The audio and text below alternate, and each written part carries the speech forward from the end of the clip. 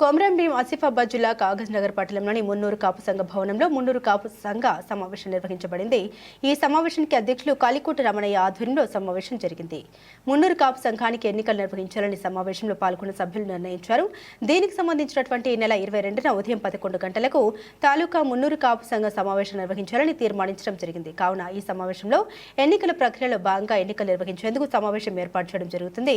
ఈ రోజు ఒక వర్గం వారు తమ ఆధ్వర్యంలో తాలూకా మున్నూరు కాపు సంఘం కమిటీని నియమించుకోవడానికి అందరూ ముక్త కంఠంతో ఖండించారు. కావున ఈ నెల 22న జరిగే సమావేశంలో పెద్ద ఎత్తున మున్నూరు కాపు సోదరులు హాజరు కావాలని అధ్యక్షులు కాలికోట రమణయ్య, కార్యదర్శి మాజీ సంతోష్, కోశాధికారి దెబ్బ జలపతులు కోరారు. ప్రస్తుతం కొనసాగుతున్న బాడీ రమణయ్య ఆధ్వర్యంలో అధ్యక్షుడిగా ఈయన పదవి కాలం పూర్తి అయినట్టు దగ్గర ఈయన ఆధ్వర్యంలో ఎలక్షన్ ఎలా ముందు ఈయన ఆధ్వర్యం వెళ్ళిపోవాలి మనం. ఎందుకంటే కొంతమంది తీసుకున్న నిర్ణయం కాదు. సంఘం అంటే సిరిపూర్ తాలూకాల కనీసం 34,000 మంది ఉన్నారు. ఇంతమంది పెట్టుకొని 10 మంది వచ్చి మేము అధ్యక్షులు అంటే ఇది కరెక్ట్ కాదు. రమణయ్య గారి ఆధ్వర్యంలో ఇక్కడ బాడీ ఉంది, పాత బాడీ. అధ్యక్షుడు రమణయ్య, సెక్రటరీ దెబ్బ సంతోష్, కోశాధికారి దెబ్బ జరుపుతున్నారు. వీళ్ళ ఆధ్వర్యంలో అందరి ఆధ్వర్యంలో కలిసి మనం ఎలక్షన్ పోవాలి. ఎన్నికల ద్వారా ఎందుకుందాము, ఎగ్యూరమైందా లేకుంటే ఎలక్షన్ ద్వారా అవుతుందా, పోటీ ఉంటారా వేరే విషయము. ఆ విధంగా చేసుకుంటే మంచిగా ఉంటుంది. ఏకపక్షంగా ఈయన అధ్యక్షుడు ఆయన అధ్యక్షుడు ఎంత అసలు సమస్య కాదు. ప్రజాస్వామ్యం స్ఫూర్తికి విరుద్ధం. భారతదేశంలో ఎలక్షన్ ద్వారా జరుగుతూనే ప్రజాస్వామ్యం ప్రాణం ఉంటుంది. అంతేగాని ఏకపక్షంగా ఎప్పుడు 10 మంది ఉంటే ఎంతసేపు సంఘం కొనసాగుతా, డెవలప్మెంట్ కాదు. సో ఎన్నిక ద్వారా, ఎలక్షన్ ద్వారా ఈ యొక్క కార్యక్రమం ముందుకు పోవాలని కోరుకుంటున్నాం. ఈరోజు వీళ్ళు అనుకోకుండా ఈ రామన్న ఏదైనా చేస్తుండో పెద్ద మనిషి, మేము కూడా ఆయనను గౌరవిస్తున్నాం, గౌరవంగా ఆయనను అంటున్నాం. కానీ మాకు తెలియకుండా నేను పోని నా టైం అయిపోయింది. ఏదైతే మమ్మల్ని విచారించకుండా ఏక నిర్ణయం తీసుకోడు. ఒకసారి 23 తారీఖు నాడు, 29 తారీఖు నాడు అనుకున్నాం. 29 తారీఖు నాడు ఏదైతే మీటింగ్ ఉందో ఆ రోజు మనం అనుకుంటే అప్పుడు ఎవరిని నిర్ణయిస్తే వాళ్ళనే మేము ఒప్పుకుంటుంటుంది. తిరుపతి అయినా పర్వాలేదు, ఇంకెవరైనా పర్వాలేదు, మేము ఆల్రెడీ ఒప్పుకుంటుంటుంది.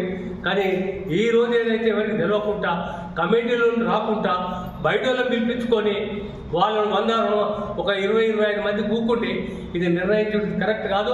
చూడు మాది ఫోటోలో చూడు, మేము మొత్తం మా కమిటీ పోర వచ్చింది. 20-25 మందిలోకి వెళ్ళి 18 మంది మేము కమిటీ వాళ్ళు ఉన్నాం. మా కమిటీ ఏ నిర్ణయం చేస్తుందో ఆ నిర్ణయానికి అందరూ కలిసి కట్టుబడి ఉండాలి. ఏ నిర్ణయం అయినా కానీ అది కట్టుబడి ఉంటేనే పని అవుతుంది, లేకుంటే మాత్రం అది చెల్లాచెల్లి అయిపోతుంది. అది కాని పని. ఎందుకంటే ఏదైతుందో తొందరపడి చేసుడు కూడా కరెక్ట్ కాదు. చేద్దాం, ఇప్పటికి కూడా మించిపోయింది ఏం లేదు. అందరం కలిసి పనిచేద్దాం, చేద్దాం అని చెప్పి ఒప్పుకుంటున్నాం. బోడైతే మాట్లాడతాడు. పెద్ద మనిషి లెక్క ఒక మాట వాల్యూ ఇచ్చి ఉండాలి. ఎందుకంటే 100 మంది వచ్చిన రోజు ఆ రోజు కనీసం 250 మంది వచ్చిండ్రు.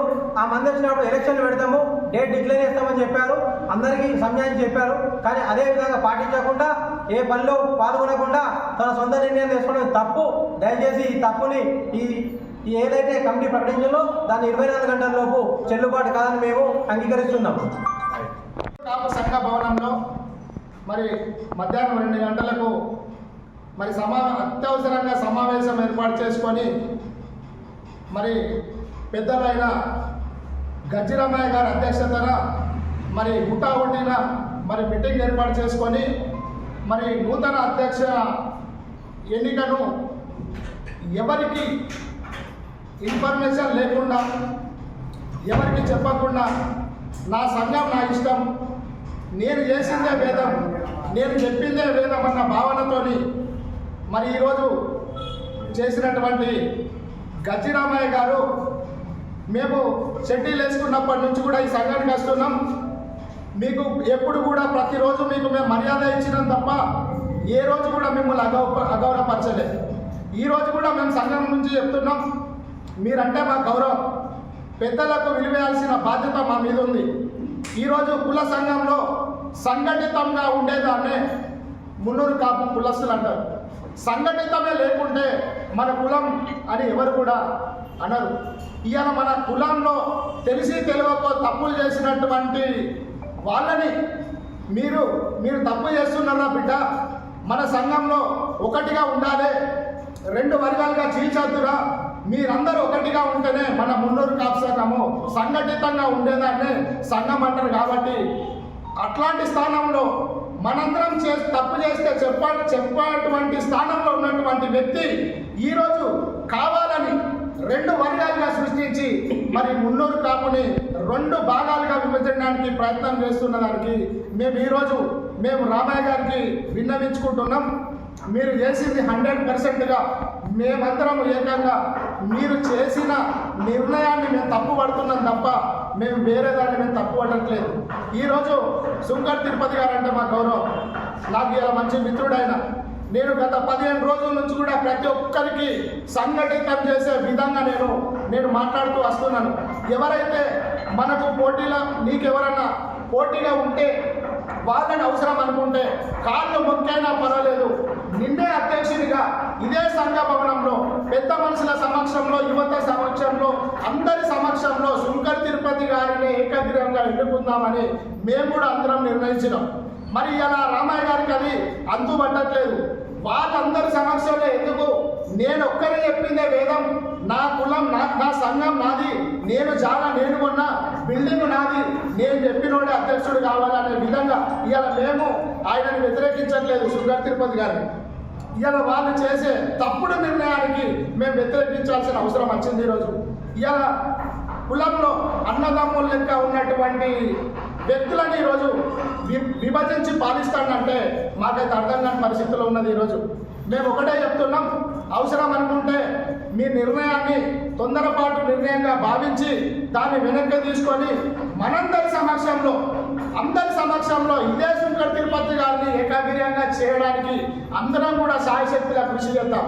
మీరు ఇలా మీ రద్దు మేము చేసుకుంటాం అనే విధంగా పోతే కరెక్ట్ కాదు. ఇవాళ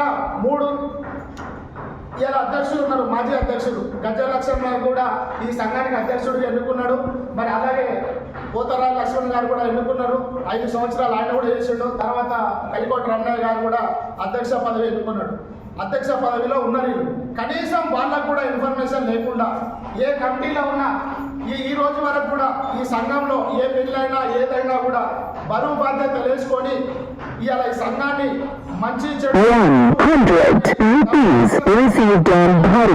జరగకుండా మరి 10 సంవత్సరాల నుంచి ఏకతాటిగా నడిపిస్తున్నట్టు వ్యక్తులు కూడా ఈరోజు సంఘంలో చెట్టు కింద ఉన్నప్పటి నుంచి కూడా వ్యక్తులకు ఇన్ఫర్మేషన్ లేకుండా మరి ఏకపక్షంగా నిర్ణయం అనేది మేమందరం కూడా దీన్ని వ్యతిరేకిస్తున్నాం. ఖచ్చితంగా మీరు మనసు మార్చుకొని మనందరి సమక్షంలో అందరం కలిసి ఇదే సుంకర్ తిరుపతి గారిని అవసరం అనుకుంటే ఏకాగ్రంగా చేద్దాం తప్ప మీరు అనవసరంగా దీన్ని తప్పుతో పట్టించి చేయొద్దనే విషయాన్ని మీకు మేము తెలియపరచుకుంటున్నాం. ఈరోజు